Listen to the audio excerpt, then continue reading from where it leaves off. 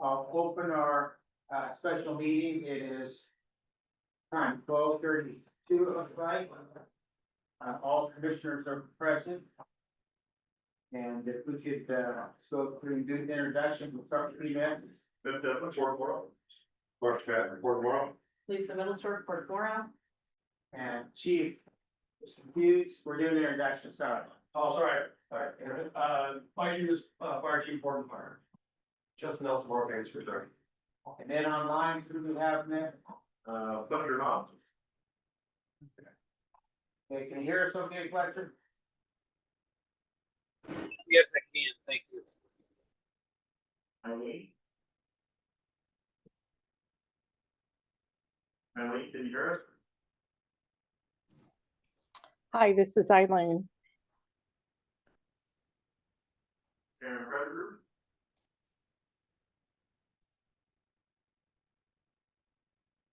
You there, Karen?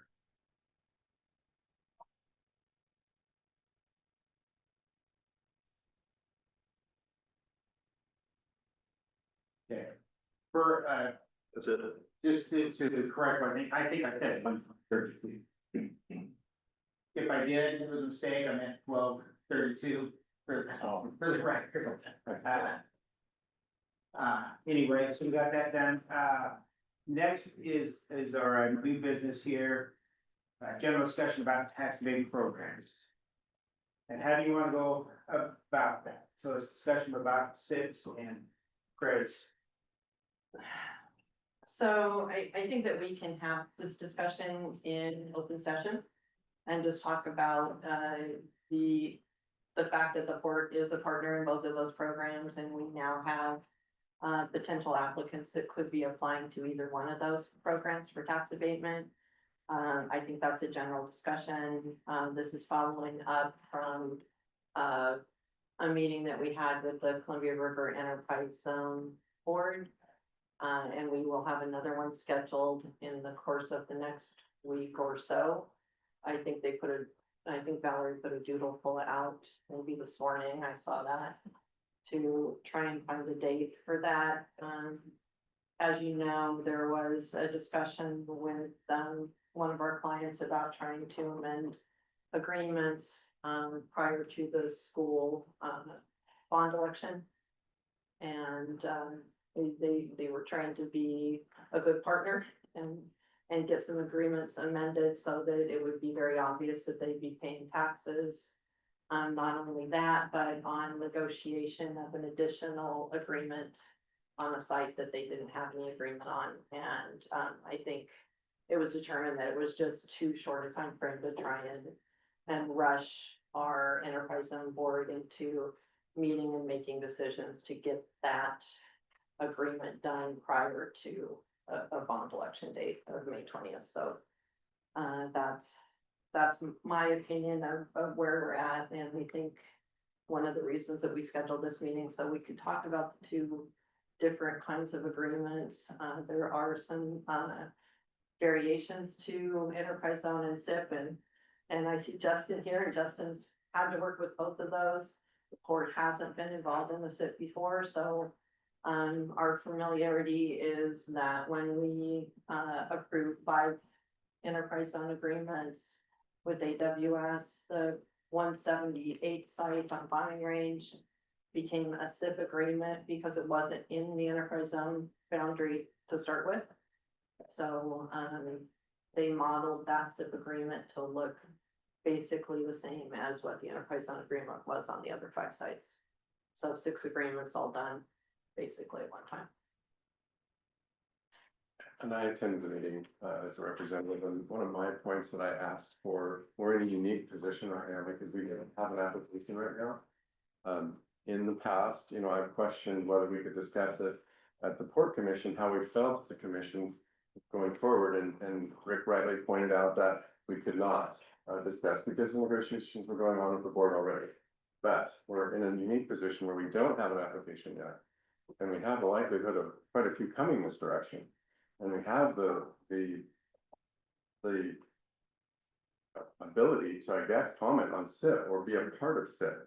So we've got lots of things happening, and the planning commission just approved, multiple sites west of town here. So I asked if the enterprise zone board would allow time for our representative to come back to the commission and get input on what the commission feels they want going forward. So instead of, I said, I don't want to be the one making these calls without commission input. So again, we just have that unique ability right now.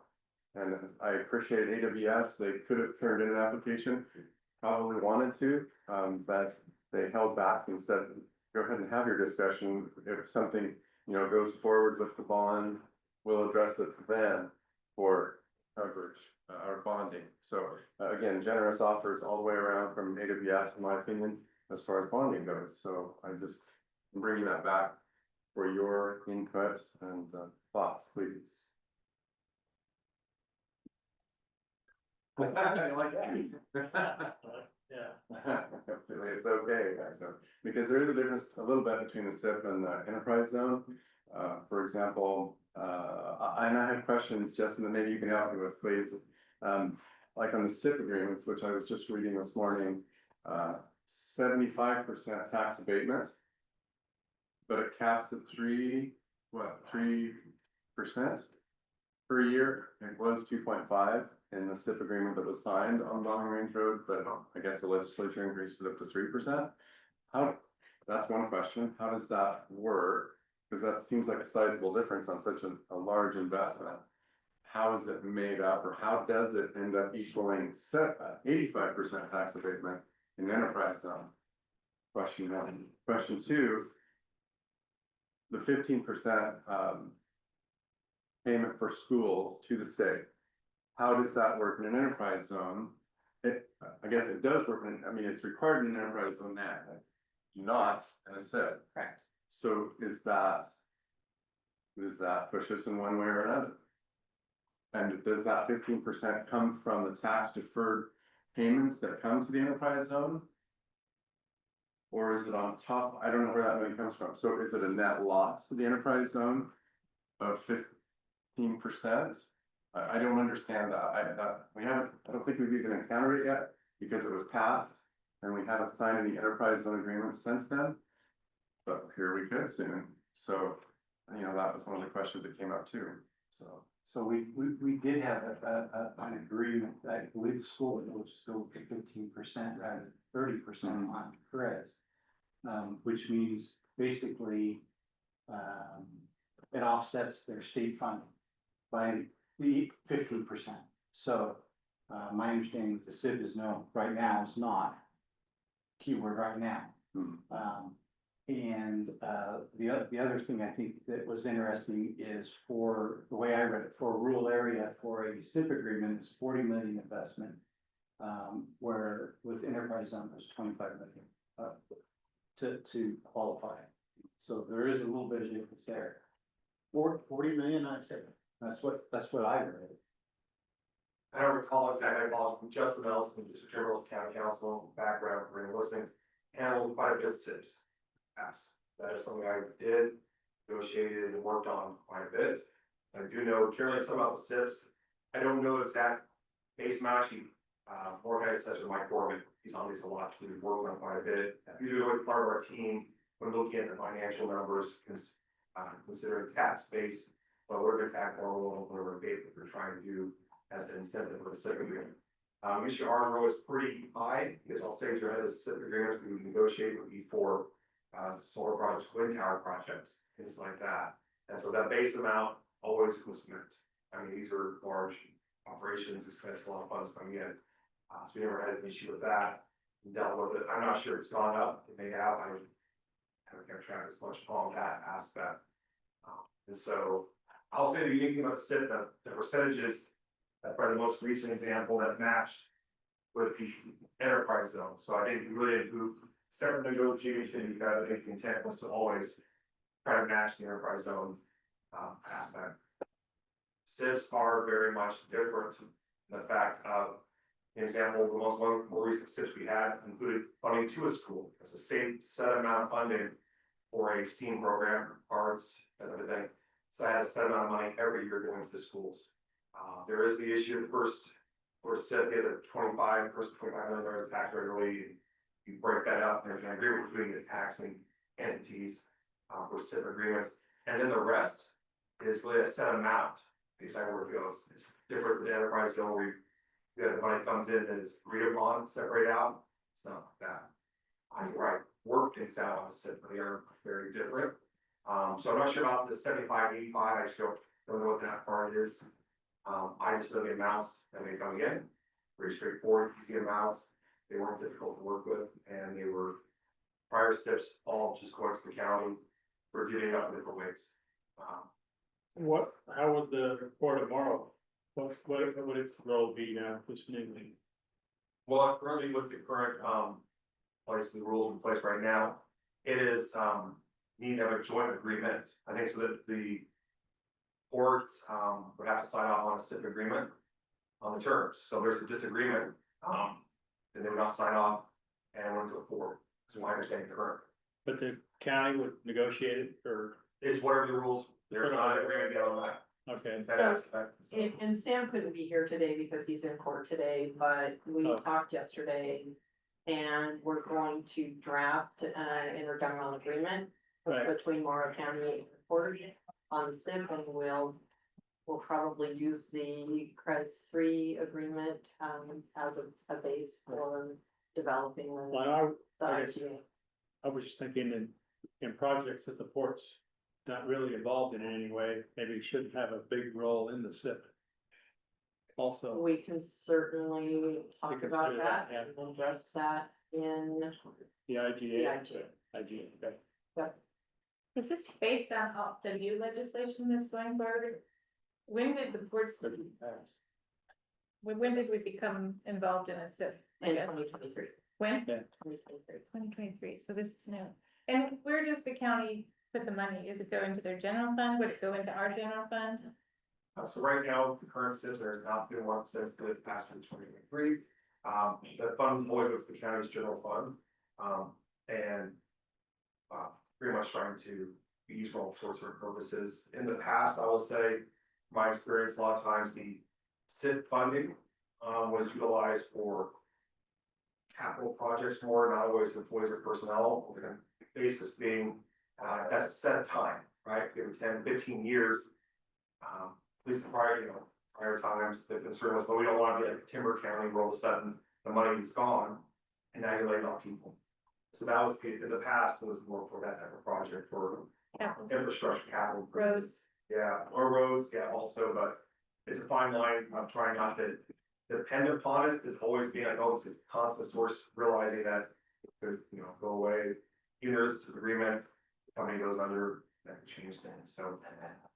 Yeah, we have not dealt with it yet, and, there hasn't been an IGA. Is it required of IGA? No, but there's been discussions, and there might be a wish to do it, but it's not a requirement. And I would say it's comparable from when I look at step back a little bit. The new change reminds me of the enterprise zones. Whereas, enterprise zone itself creates a document, comes to negotiation at the end. Notwithstanding all of that, it's really separately has to be approved by the county. That was forgetting even 5, 10 years ago, that was maybe not realized. And, but that is a step. And so that kind of reminds me of this where even the county negotiate everything, because it's maybe not for properties and else, but still have to be approved somehow basis by that point. So it's a, same type of thing, but there is no. SIPs pretty much have the first 25 million, agreement how that is taxed regularly and how it's separated afterwards, but really. The funding in the past has gone to the county general fund, so it has not been, and only one occurrence I can recall, the schools one. To have that, to help fund that programs for the schools, but most of the time it's been set out for, honestly, for kilowatt hour for solar, for wind towers. That's what the SIP has been. All those, I have not seen otherwise, besides the data center, that aspect, which was a unique one that didn't try to match the enterprise zone. And so there was not, as far as I recall, I wasn't part of any negotiations on that one. That was kind of a separate aspect. My involvement, my experience, work really been on those that are, South County, other things of wind and solar. So the decision on, well, there's a lot of driving factors in the decision between the two programs. Number one, the client would have to apply for either one of those programs. We have to enter into an intergovernmental agreement with the county so that we have guiding principles for what we want to do as a SIP board. Which we can do, and like Justin said, the SIP on 178 was modeled to be like the enterprise zone agreement at that time, it just couldn't be because of timing. So we're going to have the option, if we have applications to both programs, to decide, especially on the ones that are outside of the current port properties. What program we would like to see move forward, and that's something that SIP board would have to decide, or the enterprise zone board would have to decide, not. I mean, but the purpose of this meeting was because, number one, we're having a workshop at 1:30, and it was a good time to bring you all together early and just have a discussion among the port commission on thoughts on moving forward, which program you might prefer over the other. Consider the 15% going to the state of Oregon, like John mentioned, that is new. If we didn't do enterprise zone with SIP, that's not a requirement, so that money would be able to stay local and hopefully in our local schools instead of going to the state to be split around school districts around the state. But then, again, that's something you have to convince the business. The SIP is better than. Or they make that decision and only apply for one, and then we have to decide. Okay. The difference also between a SIP and the enterprise zone is who disperses the dollars, for example. They'll go to the county for the SIP program. It's not, and doesn't go to the enterprise zone where it would be dispersed as it has been. I did notice that between the two, they did try to model a SIP out in the enterprise zone. There's community service fee, there's annual contribution payment, there's community development contribution of 5 million. So the SIP does have those things, but again, the decision making, and then again, that would also come into play in the future. Say things do stay that the port is part of the SIP discussion with the county. How does that play for disbursement, for example? Because it'd be the county and the port, or would it be modeled exactly after enterprise zone? Like to see that draft, of course, but. Lisa, what's the difference of SIP and enterprise for the special districts?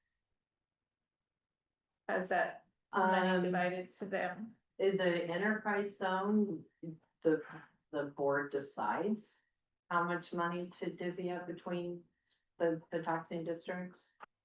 The SIP program is the first 2.5 million now, right? That was 25. No, they're not the money, but they're kind of the monetary amount. I'll get it stated, but there was a certain amount that's automatically given by normal tax base. I understand. I think Certain it's, amount? I think You it's don't know that. 2.5 million. I can answer a bit, helps you a little bit. We get a set amount from the county based on our factor. Was that a one-time? Yes, one time. Once a year. Once a Yeah. year. And So that was the meeting that you had with all the special districts where you voted on it, is that right? Yes. In the beginning, right, okay. And then it does progressively go down, so it's not like it's a set amount of, $100,000, it goes down, every year. But you don't know what that base amount was. You The just base know. amount is based on my specific rate. Eileen is on the phone. Eileen, that amount used to be 500,000, correct? And I think it went to 2.5 million. But that group meets to determine the school day. Eileen, Yeah, I'm having technical difficulties here. Yes, the amount has increased and the committee meets and they determine what percentage. They don't meet annually. They generally set a plan at the start. And it's made up of all of the affected taxing districts, except for like the school districts. So the special districts is who it's made up of. Now, is that just, then that's brought forward to county for their approval or? in- I It- think the goes with the approval that the special districts group made, the recommendation. Yeah, we're just, the county initiates the initial negotiations process. There's no set agreement or anything else. That's just our process we do. And then once there's an agreement in place, then, has to ratify somebody from the special district. So after that meeting takes place. And sometimes the county may ask to remove itself from part of it, where we would be seeing no tax base to the county. Realizing we're getting additional money, so we don't accept it sometimes. And then in the past, it's certainly been broken up by where tax rate. That's the idea, that's the amount, which should be worked out fine. It could be different, and also the tax districts would say, well, no, we want to waive our, give it to somebody else, but it hasn't happened. Maybe it will, I'll say for sure. It's, never really been an issue, great for relationship with the taxing districts, have worked on it very well. And so those get signed off, and then there's a set amount, and I think it varies sometimes. Usually the amount can kind of, yeah, it could vary based on evaluation. We've also seen certain, that's usually, I can see that amount changing. That's usually the tax rate. Sometimes the set payments might be different, where we either front load some of the payments and have a set payment calendar. Our negotiation, that doesn't affect that amount that goes to taxing districts and versus the negotiated. That changes based on the valuation, I guess, over time. So you understand, battery facilities, definitely decrease in value over time, they depreciate pretty quick sometimes. So, but the amount that the county, the additional amount is usually set in stone, that does not fluctuate. That is usually a set amount, some, per kilowatt hour, so it's usually set, it doesn't go up and down based on valuation. It just is usually my output or just a set amount. So does that make it hard for the special districts to budget? Like they don't know what they're gonna get? We get a letter from the county that tells us our regular tax revenue and our separate line item for SIP. So that's how we budget based on that number. And Is that just the same- remember, the port is this much. Yeah, right. We have a very small tax base, so Eileen has been the one from the port that's gone to these meetings over the years, and I think Jerry Healy's done that as well. I think I went last year. For that meeting. Yeah, it seemed like we had no skin in the game, 16,000 or something. It was like minimal compared to what everyone else was receiving. But that's been the decision of the special districts every year, is to split it by the percentage of their tax, right? Yeah. I would not see that decision changing personally. Yeah, I would think that they would want that. Seems like the county took more money than last year than normal. Is that correct? So you don't recall, you may have, it might not. I think that's what we discussed at that meeting. Yeah, that's why we met,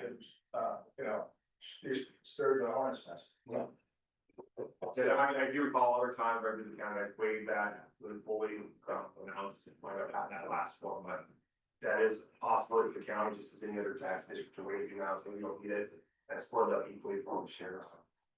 So that last time they did ask to be included in that meeting and be their share part of the 2.5 million or 3 million, right? And before they were part of the meeting, but not taking. Not taking it, okay, I didn't. Okay. Unless, my understanding of green is we're talking specifically about community service fee distribution.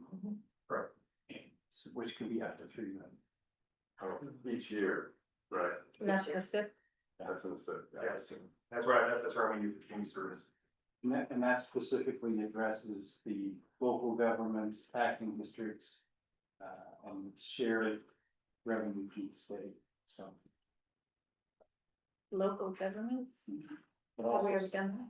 well, it also says, it says here, county government, possibly city or port government, if the project's located in either a port district or a city. Correct. they're doing this, and we're not having, you know, fully their apartment. Inside the city limit aspect, but of course, everyone within the port, which is kind of why, and then what's the county also. Then we will try and have more comparison, fleshed out for you before the enterprise zone meeting, whenever that's going to be, but that way we can talk about it. And my understanding, of the 50% on Crest was kind of like you said, I think it's 50% lost. Very cool. But if that's correct to say, On the education. yeah, So say we got 13.9 last, 13.9 million. I know it's Chris three, but say it's Chris three. They 15% would come off the top and go to the state. Mhm. And our allocation from the state would go down by that equal amount. So it's that's what you're thinking, Correct. yeah. Good schools, right? Yeah. Good schools, right? Yeah. Yeah, thank you.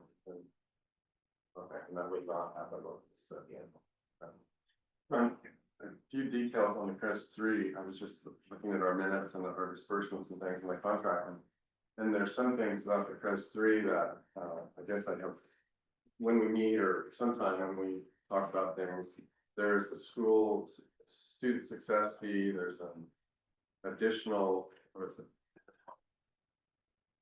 Additional annual fee, public safety impact fee, which has been paid in 23 and 24, I assume, and will continue on. But it's not been allocated to these, and I don't know where, I mean, I understand the public safety impact fee. That's written into the Amazon contract. Oh, wait, I'm sorry, I misspoke. That's in the Amazon contract, not in Pres 3 IGA. Correct. So, it guarantees public safety impact fee, even if Pres 2 runs out of funds, which that's handy. Student success fee, that's also nice that it funds the programs, like, I guess, Morrow County Education. The question with that one, and I've not talked to Mike Gorman about this yet, but if that money is going directly from the company to the county, if Mike Gorman's collecting that 54,000 or whatever that number is in there, is that offsetting state revenue to the school district or not? And I don't know the answer to that yet. Oh, specifically the student success fee, because I think it came to the Crest. The Crest has what, 71,000 of additional other revenue, 71.8, and that wasn't expended. There was a $5 million broke ground, so there was that. We did disperse that, but not the other revenue, which I think came in. So I guess that question remains. We probably should get an answer to it. Yeah. Does that go to all schools, including, where they're not in the district, or does anybody know? Well, If the money goes to the education foundation, education foundation. has So put it that goes to money- the education foundation. But The student success fee goes to the education foundation. well, it What you're hasn't gone saying? anywhere yet, Oh, because it's Crest 3, right? Oh. Crest 2 has. Crest 3 is not. Right. So, if you want to. Yeah. If you want to- Try to be careful how to phrase that, but if you wanted to go to and not come off that, state sharing, then you'll probably want to do it through the education foundation. Correct. Yes, you want to transfer the money in a way, otherwise the money just goes to the state, Right. and it doesn't go to the school at all, so. And Once, yeah, And Kelly Education Foundation, funds both Zion School District and Morrow County School District. And it was kind of a per capita basis, and then we started giving a flat fee, I think of $50,000 to Zion. I did have a question from someone in the public, several people actually, about not sure they trusted that the school bond money that came out that would be paid by the ABS or any other industry that's bonding in the enterprise zone would actually get paid on the bond. And I tried to say, you know, the enterprise zone is, first of all, it's contractually obligated to, and so, yes, it would. And the history would, of course, the credits board, just that it was passed right on along. And I'm not sure we even intervened in it, honestly. Did we? I mean, it's always listed as a separate line item away from anything that we dispersed. I guess we vote to disperse it, but it always goes where it's intended, so, I tried to allay that fear that it would change. So- Well, and I think the timing, just didn't work for our our public board to make a decision prior to this next election on school board. So it couldn't, we didn't have time to make a good CREZ 3 agreement is what I'm Okay. getting at, and, It's a great thing. anytime we do make that agreement, it hopefully will again say that they will pay on, all bonding, Would be a great and- offer. Partner. Yeah, and that if Mike Gorman gets that money, he's going to distribute it. right, exactly. Do we want to talk about any differences in a AWS contract? And I don't know if this is allowed or not now. I guess you decide, since it's your topic, decided at what point you might want to go into executive session, we'll talk specifically about negotiations. I don't know the legal ramifications or where we stand with that. I would just say that if it is a contract language proposed, we have an NDA and obviously we don't want to violate the NDA. But we don't have contact. If it's general conversation, I think we're fine. But if we start talking about specifics in a contract that hasn't, or that has been presented, which we don't have one, then. Right. Right. Yeah, you're talking general. I think in general, And the executive session language says, for the purpose of considerations of preliminary negotiations involving matters of trade or commerce in which the governing body is in competition with governing bodies in other states or nations. So that's where you talk to Paul. So, but who are our representatives in CREZ 3? We have two, myself and Joe and Lisa, so we have three. I think at this point, unless you do something wrong, we can complain later. that's what I remember. I think it's. I think John wants a little affirmation from the board. I would think that carry on, it's been working, so. Okay. So like, that's a good term, carry on, but, maybe it's, what's the right term, $5 million. Community development. Yeah. Is that something, maybe when we wanna change that? I don't know if that's a percentage or not, but, should it be a percentage of their project? And has it been a percentage of projects in the past? I don't think so. It's just been it's a flat time. Mhm. In the past, we were talking about that, in the past, what did the bonds, you're just talking, we're specifically saying school bonds. What other bonds are in that language that are they like the city go bond or any other bonds? I mean, is it just specific to schools? Cause that's all we ever talk about, so All bonds. all bonds. All bonds, yeah. And that's, And that depends on what that particular agreement says, so.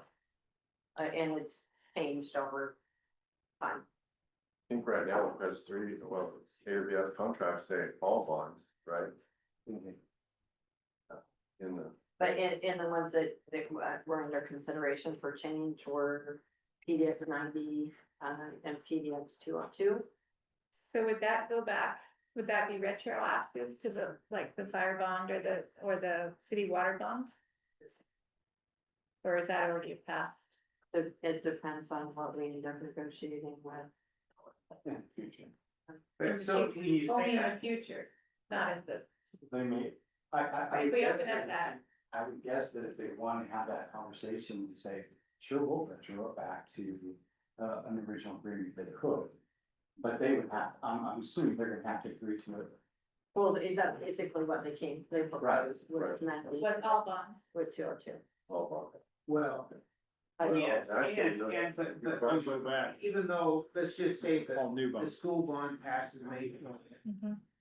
but we don't have a new negotiated agreement for another 6 months. They might agree to go back in time and say, hey, we'll cover this May 20th bond that just passed, even though we're making the agreement after. Is that? am I thinking That's correct? my They understanding. could go back and say, hey, we're gonna That's cover. what I was wondering, it's like if the bonds was gonna be passed and then we're making the agreement past the bond that's already passed, so would they go back even farther back? You know, how is that gonna happen? But I think it's important to understand that that's just one Right, one agreement, yeah. one customer, so another customer potentially could come in tomorrow and say, hey, here's an application, and they may not agree to that. Right. I mean, so. Right. Just for historical sake, for knowledge, is the bond revenues, this is Pres two, and dollars have come in through the years for the Pres two for about 12 customers of ours. And it's gone against bond disbursements of Boardman Park and Rec, Blue Mountain Community College, Boardman Fire, City of Boardman Go Bond. So it's been happening. And so it's nice that Is that all bonds, John? I assume that that's all I that just- was available at the time, passed during this time period. I don't know that for a fact, but I'm assuming so. And we know Vector Control just approved a bond at the last election, so. I didn't see any differentiation in the AWS contract over the 5 sites on our property that were the price of the excluding any bonds, just said all bonds there. And apparently, I haven't read it yet, but apparently PDX 109 didn't mention bonding at all. The paragraph wasn't in there, so. And how long ago was that? Mid-21, It was. this thing, so before the 5. Okay. Still don't see why they can't include. Certainly something to, So there's two, well, there's three. three, There's three. PDX 90, PDX 202, which is southwest corner of beautiful property. And PDX 109 mentions nothing. And PDX 220 would be a new agreement. That's 3, the others are all those 2. Retroactive.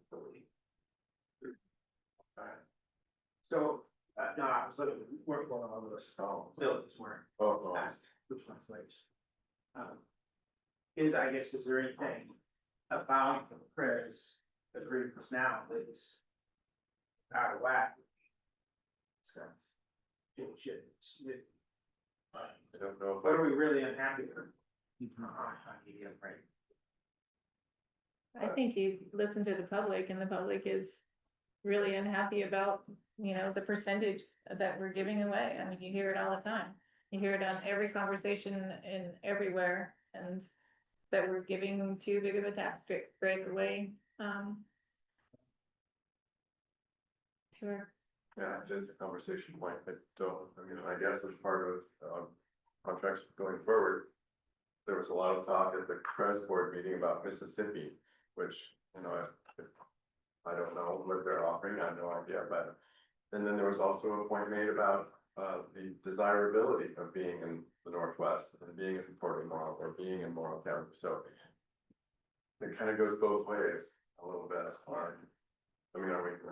Do we want to change our negotiation and our percent deferral or not, or out of what position do we feel, are we jeopardizing, or do we have a possibility to do it? Bringing that up, you should look at Loudon, and, they started out they started out where we are now, giving Loudon, Washington? no, Loudoun County's in Virginia. Virginia. Oh. That was, we're Virginia, and they started out kind of where we are, and then they grew a little bit and grew a little bit and grew a little bit, and now they're pretty much saying you pay full taxes. And, as they decided, as they went on, it's like, okay, well, we've given you this and this and this, and you're still willing to stay here, and you're still willing to participate in all of these things.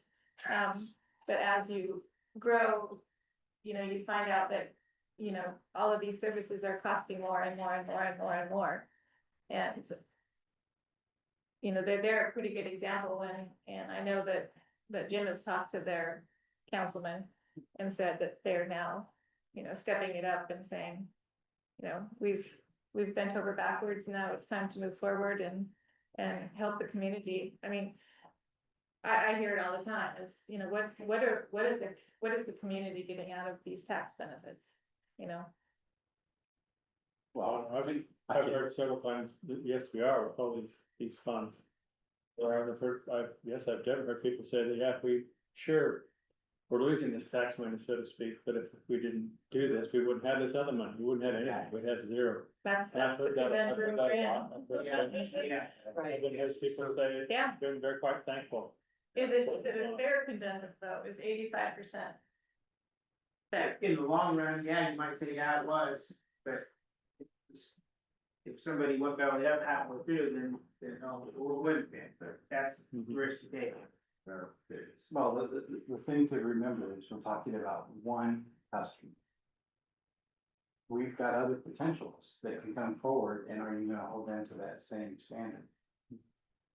Because I will tell you, we have a very large employer, that has located here many years ago, who flat told the governor, if it wasn't for enterprise zone exemptions in Oregon, we would be across the river. Well, that's 1,500 plus jobs. Huge. So are we gonna hold them to that same standard that we're holding, the customer talking about?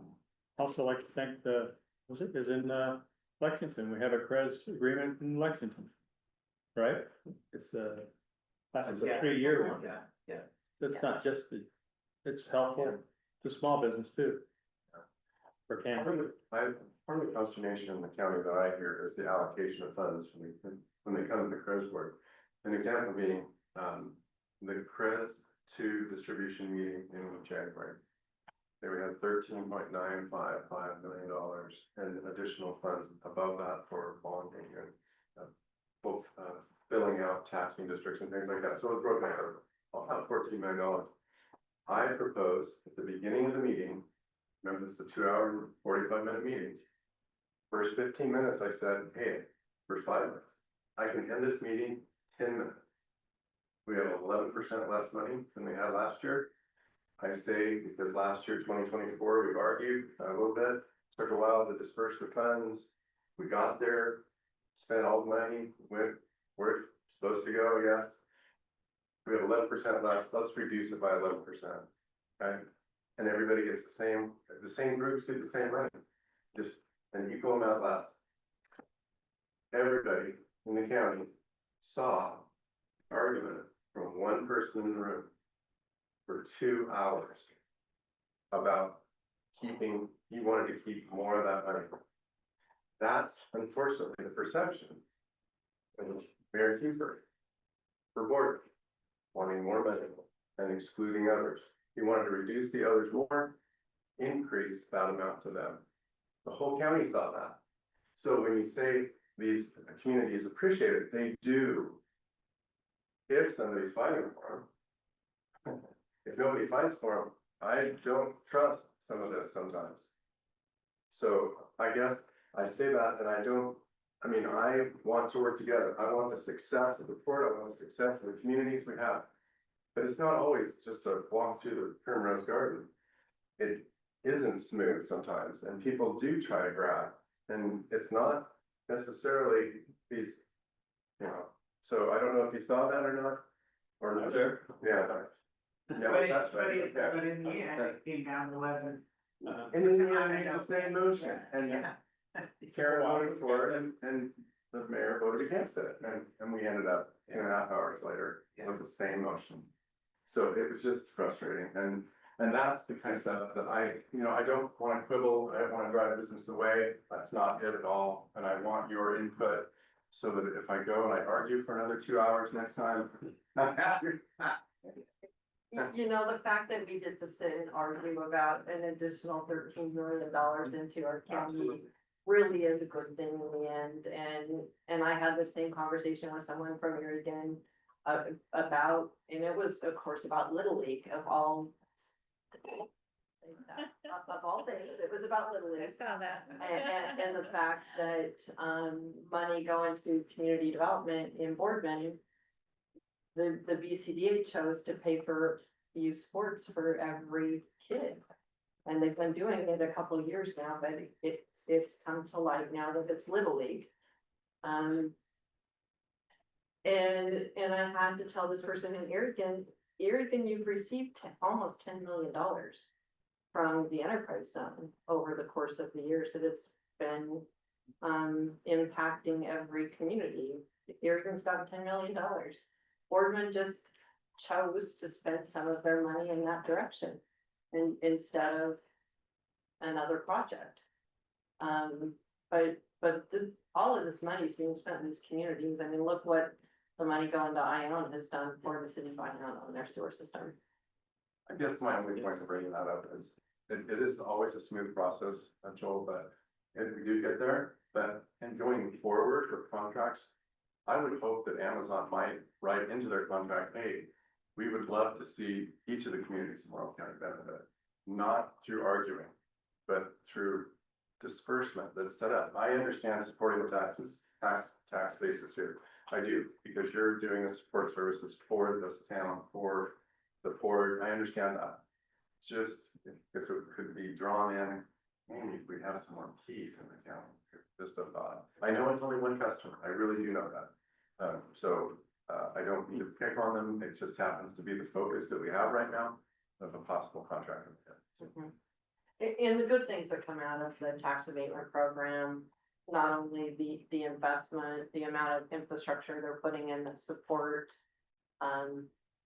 other uses, other users of that infrastructure, and 130% of the county wage. So it raises wages everywhere. And the investment is, this company in particular has, they're doing a lot more in community development around the entire county than they did the first day they stepped in the door, so. Yeah, they've been there for with donations and with help, wide variety. I think it would help the perception of the CREZ too, is to have the entities that were giving the money do a presentation of some kind of where they're spending the money. Because I think the perception is it just goes into the, these areas and even these nonprofits that don't open their books up. They don't have to tell you, they don't have to invite you to the meetings of where that money is being spent. And I always thought that the CREZ money was supposed to be spent on capital improvements and not backfilling budgets and those type of things, because it is a one-time, it could be a one-time thing, or it could be, you can't count on that money coming in all the time. Yeah, But I that- think that's not true. if we knew, if we had a little bit more of saying, hey, this is where we spent it, and people are engaged in saying, oh, well, that was, those are good things, but, when you're spending it on Little League in one town and not the other, and I know Aaron's got his own, he's got his own set where he spends his money, drawn out, where other organizations, pick and choose what they give, and I don't know, it is tax dollars, I guess people like myself would be saying, well, that's my tax dollar, do I want it to go to funding Little League? That's kind of a perception that, where is this money going? So But just remember, if it was tax dollars, Kelly, it would Oh, just I go know. to those tax. I know, districts. tax to the So tax district. I think we all have to appreciate the ability of this program to think outside the box and go outside the box. Well, that's good and fine, but remember that those taxing districts were set up by the people of Morrow County, and they said, as voters, this is where we want our money going, and this is how much we want each of those districts to get. And that's the voters of the people. It's great to have that, counties are restricted into their road, what you can spend on roads, set amounts, and then they have unrestricted funds. And that's kind of a benefit, but then again, as a taxpayer, you look at it and you go, this is where I said I want my money spent. But we didn't decide that on roads. The county didn't decide that. That was the state of Oregon who did that, isn't that right? The state of Oregon determined that, how much money can be spent on roads. So Yeah, I'm just saying that I think it's there's nice. pools of money that are available for other things, and then there's set of pools of money that are spent. But as voting public, back when we set up our Morrow County, the taxing districts were what people said, this is what we want to spend our money on. So they do reports, all of the entities that receive those monies do a report back to the CREZ as to how they expended those funds with that. Yeah, Most. they all do a written report, Kelly, and we used to ask them to come to the board and make a presentation. And then we decided the written report was good enough. It details every dollar that's spent from those. I don't remember. I said on two. I don't think I ever remember getting. Well, I think that's because, we've had some changes in, the chair, or not the chair, the, management. And they Yeah. used to send out a notice saying, we need to know where you expended those funds, and I haven't seen one of those in a couple of years. Yeah, I didn't see it. We That's did. what I was saying, and I didn't. Mike, you've written those letters. Yeah. Yeah, I think we And, still and, did and that. like you said, 90, for me, I always towards capital improvement, because you can't, I don't wanna rely on, an arbitrary number is how I look at it, 'cause I don't know what I'm gonna get, so I don't wanna hire somebody and then take away, so it's usually equipment, safety equipment, that kind of stuff. I did, to this point, I had a call from Superintendent Comey, worried that someone was saying that maybe the Credits wasn't interested in supporting the Morrow County Education Foundation. I just reassured him that I had not heard that. It's not been the history of the Enterprise Zone Board to do anything different than that. But I did encourage him, hey, I need to put a reminder in December 15th to schedule a meeting to come talk to the Credits Board and tell them what we did with the money. Or send a report, I guess, that would work too, but just said, please give feedback. I think it's important that the community hear that. Well, I think we can easily, I mean, those numbers are readily available for anybody to look at whether this funds go out. They are, but it's easier when it's just Yeah. right there in front of you. No, what I'm saying is the general public, if they wanna know, they get this, easy enough to find out. The Credit Board used to, for the most part, used to get a report. I think we still do. I'm pretty sure we still do. Yeah. But I'll look. I think our agreement with AWS is worked pretty well, but I'm sure not opposed to asking for a different number, I think kind of there's, talking. I think there's room for common sense discussions. And I would tell you that my opinion as a board commissioner is we are ultimately responsible for the Port of Morrow. That it needs to be our main focus is about the Port of Morrow. And when somebody's representing the commission, I would hope that they make decisions that are sound, that aren't gonna cause us legal issues. And I believe as a port commissioner, that's our ultimate responsibility is the Port of Morrow. So when we assign somebody to those boards, we give them a lot of latitude to negotiate on our behalf. Because again, you don't have an opportunity to come running right back to us and say, hey, this is where I go on. Right. But if you see something that you are uncomfortable with, I would think that you would hold off and say, hey, let me have an opportunity to discuss this with the rest of the commission. If it made you that uncomfortable, that maybe this isn't a road we need to go down. Yeah. Okay, well, we're getting pretty close to our next meeting. Anything else real quick? Okay, Thank you. so I said it's 1:26. I will adjourn our special meeting.